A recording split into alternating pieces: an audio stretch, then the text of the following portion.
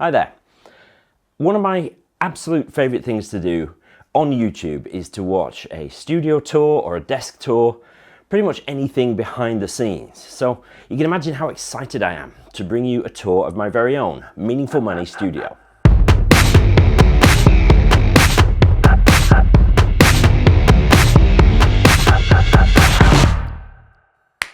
Hi and welcome back to the channel. My name is Pete Matthew. I'm a chartered financial planner based here in the UK, and I've been doing YouTube for more than 10 years, giving you everything you need to know and everything you need to do to secure your financial future. But today I'm going to do absolutely nothing of the sort. Don't worry though, normal service will be resumed next week. But it's actually 11 years since I shot and uploaded my very first video, and it did not look good. It was down on the seafront here in Penzance, really early in the morning. The camera was shaking, the audio was terrible, but it was a start. I did nearly 300 videos, and then in late 2012, I switched to producing the podcast, and that has definitely been the breakout medium for me. Nearly 5 million downloads of the podcast to date. But I will always be a video first kind of guy, and in the past year I've been slowly putting together what for me is the perfect studio, the perfect space for both podcast and audio and for my day-to-day job. So let me show you around. The room is about 7 meters long, and it kind of steps out from 1.5 meters at its narrowest point to 3.7 meters at its widest. It used to be the boardroom here at Jackson's Wealth, but it only got used about once a month. So I just commandeered it. And I've divided the room into 3 zones. First, there's the client meeting zone, where I meet with clients and I work on their plans live on a big screen. There's the productivity zone, where my desks are optimized both for Jackson's work and for Meaningful Money work. And then there's a reading chill out zone, where I can sit and read, write in my journal, maybe even take a nap.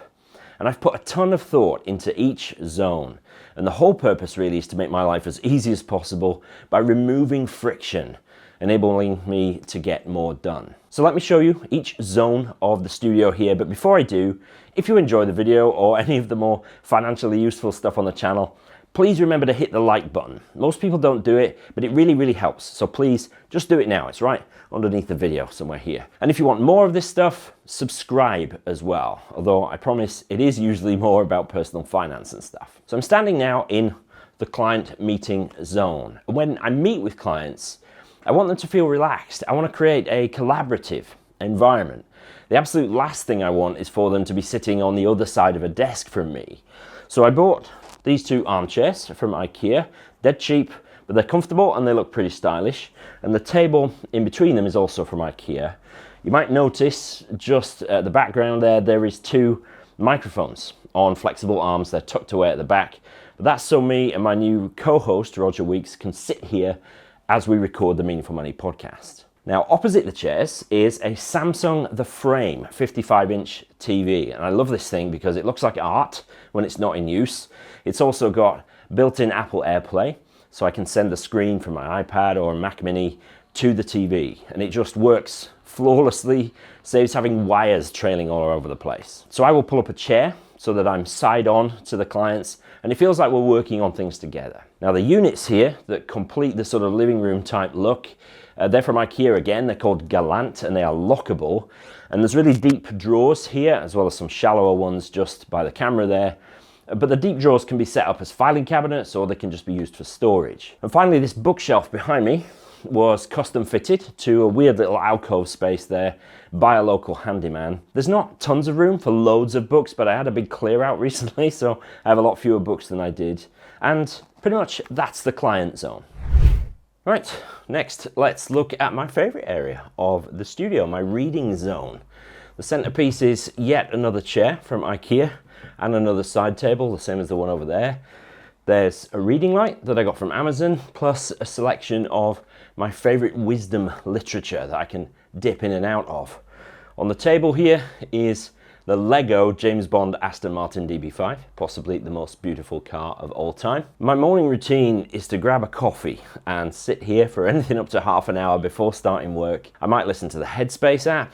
I'll always write in my full focus journal, and I usually end by reading a few pages from one of the books here. I have been known to take a short power nap of an afternoon as well, but I feel like I need a footstool for that, something to add to the shopping list maybe. To the side of my chair is a wall covered in nature wall panels, and these are boards of 1-inch oak slats mounted on a felt board, and they do a really good job of killing some of the echo in here, and they look absolutely beautiful. On the nature wall is a custom-made backlit aluminium Meaningful Money logo, which was made for me by Park Signs of St Austell, and I absolutely love this thing.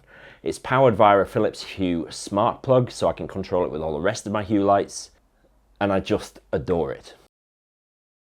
So it's time now for the main event really, which is the productivity zone. That's where I get all of my work done. Right, here we are in the productivity zone, and here I have a kind of horseshoe desk arrangement. Prog rock fans will know what I mean when I say I feel like Rick Wakeman surrounded by his keyboards. The desks are bamboo standing desks made by Fully, and I've seen them so often on other YouTubers' videos. Clearly Fully's marketing strategy totally worked on me. I usually stand for the morning and some of the afternoon, finally giving up around about 2:30 p.m. and sitting down on my chair, which is the Herman Miller Aeron, and I highly recommend it. It's definitely not cheap, but I spend so much time sitting on a thing that I wanted something that would support my back. And it's kind of a mesh seat instead of a cushion, but I find it super comfortable and it doesn't get hot. When I'm standing, I stand on something called the Move Mat. It's a kind of a massage thing for your feet. I think it's meant to simulate standing on slightly uneven ground, and so it keeps your leg muscles working while you're standing in one place. The L-shaped desk behind me here and to my left, this is my Jackson's control center. So I have a Windows PC, you can see it there on the floor, driving these two LG 32-inch Ergo monitors. I think I might have reached peak screen here, because from edge to edge, from sort of there to about there, that's just under 1.5 meters of screen. Above the monitors, I have two BenQ screen bar work lights, and you can adjust the temperature and the brightness of those lights depending on the ambient light, just to help prevent eye strain while you're working. And I spend tons of time on Zoom and Teams calls. Most of my clients are remote. So just here, I have a somewhat elaborate webcam setup. I use an old Panasonic mirrorless camera that I had lying around, and I have a teleprompter arrangement with a 7-inch field monitor mounted on it. So this way I can have the client's faces on the screen and be looking directly at them, while I'm also looking straight down the lens of the camera, because the client's faces are projected in front of the lens. The camera feeds into the PC via a Blackmagic ATEM Mini switcher, and I can also attach other video sources to this, like an iPad or whatever, and switch between them easily. I have just here a Rode PodMic, which is my main microphone going into the PC, and it goes in via a Focusrite Scarlett interface. An Elgato key light just here adds extra light to my face. And for the sound, I have the Scarlett interface driving these two Yamaha HS5 active speakers. Total overkill. But when I put music on in here, it sounds amazing. A couple of other things to mention. I have a Dyson cooling fan thing on my desk, completely overpriced, but it looks amazing. And I have a little charging station which allows me to just charge some smaller items, smaller camera batteries on the fly. Surprising how often I use that actually. And next up here is my Meaningful Money desk, and this is another rising desk, but this one is on casters, so I can move it around to get different camera angles. The main computer on here is an M1 Mac Mini, which drives a 34-inch LG Ergo ultra-wide monitor. On the desk I have my trusty Rodecaster Pro, which has been the centerpiece of my recording setup for a while now. Replaced a bunch of different bits all into one bit of kit. It kind of does everything when it comes to recording the podcast, and very often will record the audio for my videos as well. And I'm still using the first mic that I bought for the podcast back in 2012, the Rode Procaster. 9 years on, it still sounds amazing. I have a couple of movable acoustic panels that I can put in front of me when I record to help the sound in the room even more. My keyboards are both Logitech MX keys, and the mice I use are Logitech's MX Masters. I've got one Mark II and one Mark III version.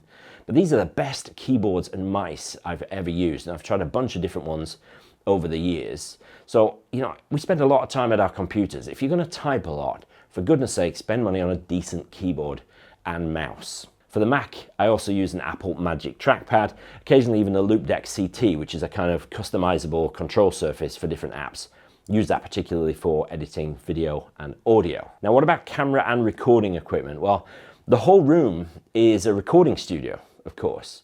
So for the podcast, I generally sit at this desk, press a couple of buttons on the Rodecaster, and I'm just recording. It's so easy.